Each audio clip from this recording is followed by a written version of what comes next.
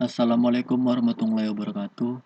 Nama saya Fajar Maulana. Di sini saya akan menjelaskan struktur CPU. 1. Komponen utama CPU. CPU merupakan komponen terpenting dari sistem komputer. CPU adalah komponen pengolah data berdasarkan instruksi-instruksi yang diberikan kepadanya. Dalam mewujudkan fungsi dan tugasnya, CPU tersusun atas beberapa komponen sebagai bagian dari struktur CPU. Arithmetic and Logic Unit (ALU) bertugaskan membentuk fungsi-fungsi pengolahan data komputer. ALU sering disebut mesin bahasa (machine language) karena bagian ini mengerjakan instruksi-instruksi bahasa mesin yang diberikan kepadanya. Seperti istilahnya, ALU terdiri dari dua bagian, yaitu unit aritmetika dan unit logika boolean, yang masing-masing memiliki spesifikasi tugas tersendiri. Kontrol unit bertugas mengontrol operasi CPU dan secara keseluruhan mengontrol komputer sehingga terjadi sinkronisasi kerja antar komponen dalam menjalankan fungsi-fungsi operasinya. Register adalah media penyimpan internal CPU yang digunakan saat proses pengolahan data. Memori ini bersifat sementara, biasanya digunakan untuk menyimpan data saat diolah ataupun data untuk pengolahan selanjutnya. CPU interconnection adalah sistem koneksi dan bus yang menghubungkan komponen internal CPU, yaitu ALU, unit kontrol, dan register-register, dan juga dengan bus eksternal CPU yang menghubungkan dengan sistem lainnya seperti memori utama, piranti, masukan, atau keluaran. Dan ini adalah gambar dari komponen internal CPU. Dan ini gambar dari struktur detail internal CPU. 2. Fungsi CPU. Fungsi CPU adalah menjalankan program-program yang disimpan dalam memori utama dengan cara mengambil instruksi-instruksi, menguji instruksi tersebut, dan mengeksekusinya satu persatu sesuai alur perintah. Untuk memahami fungsi CPU dan caranya berinteraksi dengan komponen lain, perlu kita tinjau lebih jauh proses eksekusi program. Pandangan paling sederhana proses eksekusi program adalah dengan mengambil pengolahan instruksi yang terdiri dari dua langkah, yaitu operasi pembacaan instruksi fetch dan operasi pelaksanaan instruksi execute. Siklus instruksi yang terdiri dari siklus fetch dan siklus eksekusi diperlihatkan pada gambar berikut. Ini adalah gambarnya. 3. Siklus fetch eksekusi. Pada siklus instruksi, CPU awalnya akan membaca instruksi dari memori. Terdapat register dalam CPU yang berfungsi mengawasi dan menghitung instruksi selanjutnya. Yang tersebut program counter PC. PC akan menambah satu hitungannya setiap kali CPU membaca instruksi-instruksi yang dibaca akan dibuat dalam register instruksi IR. Instruksi-instruksi ini dalam bentuk kode-kode biner yang dapat diinterpretasikan oleh CPU, kemudian dilakukan aksi yang diperlukan.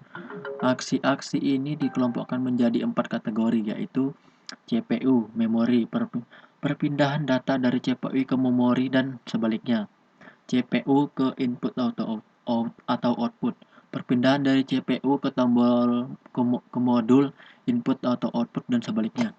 Pengolahan data. CPU membentuk sejumlah operasi aritmatika dan logika terhadap data. Kontrol merupakan instruksi untuk pengontrolan fungsi atau kerja, misalnya instruksi pengubahan urusan eksekusi. Perlu diketahui bahwa siklus eksekusi untuk suatu instruksi dapat melibatkan lebih dari sebuah referensi ke memori. Di samping itu juga suatu instruksi dapat menentukan suatu operasi input-output. Instruction Address Calculation (IAC), yaitu mengalkulasi atau menentukan alamat instruksi berikutnya yang akan dieksekusi. Biasanya melibatkan penambahan bilangan tetap ke alamat instruksi sebelumnya. Instruksi fetch IF, yaitu membaca atau mengambil instruksi dari lokasi memorinya ke CPU. Instruksi Operation Decoding (IOD), yaitu menganalisa instruksi untuk menentukan jenis operasi yang akan dibentuk dan operansi yang akan digunakan. Operand Address Calculation (OAC), yaitu menentukan alamat operand. Hal ini dilakukan apabila melibatkan referensi operand pada memori. Operand Fetch (OF) adalah mengambil operands dari memori atau dari modul input-output. Data Operations (DO), yaitu membentuk operasi yang diperintahkan dalam instruksi. Operand Store (OS), yaitu menyimpan hasil eksekusi ke dalam memori. Dan ini adalah gambar diagram siklus instruksi. Ya. 4. Fungsi interrupt. Fungsi interrupt adalah mekanisme penghentian atau pengalihan pengolahan instruksi dalam CPU kepada routine interupsi. Tujuan interupsi secara umum untuk manajemen pengeksekusian rutin instruksi agar efektif dan efisien antar CPU dan modul-modul input-output maupun memori. Setiap komponen komputer dapat menjalankan tugasnya secara bersamaan, tetapi kendali terletak pada CPU. Di samping itu, kecepatan eksekusi masing-masing modul berbeda, sehingga dengan adanya fungsi interupsi ini dapat sebagai sinkronisasi kerja antar modul. Macam-macam kelas sinyal interupsi.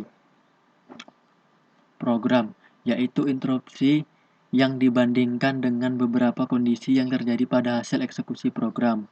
Contohnya aritmatika overflow, pembagian nol, operasi ilegal. Timer adalah interupsi yang dibandingkan pewaktuan dalam prosesor. Sinyal ini memungkinkan sistem operasi menjalankan fungsi tertentu secara regular. Input-output, sinyal interupsi yang dibandingkan oleh modul input-output sehubungan pemberitahuan kondisi error dan penyelesaian suatu operasi.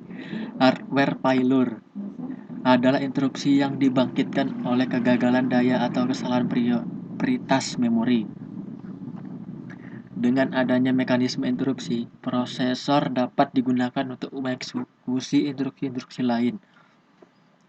Kemudian prosesor akan menghentikan eksekusi dijalankannya untuk menghandle routine interupsi. Setelah program interupsi selesai, maka prosesor akan kemungkinan tindakan akan melanjutkan eksekusi programnya kembali. Saat sinyal interupsi diterima, prosesor ada dua interupsi ditangguhkan. Prosesor akan melakukan hal-hal di bawah ini. 1. Prosesor menangguhkan eksekusi program yang dijalankan dan menyimpan konteksnya.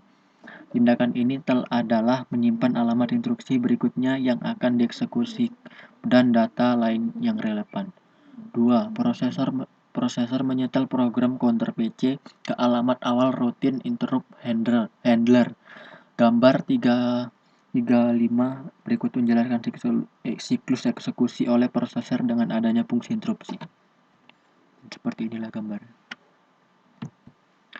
Untuk sistem operasi yang kompleks, sangat dimungkinkan adanya interupsi ganda multiple interrupt.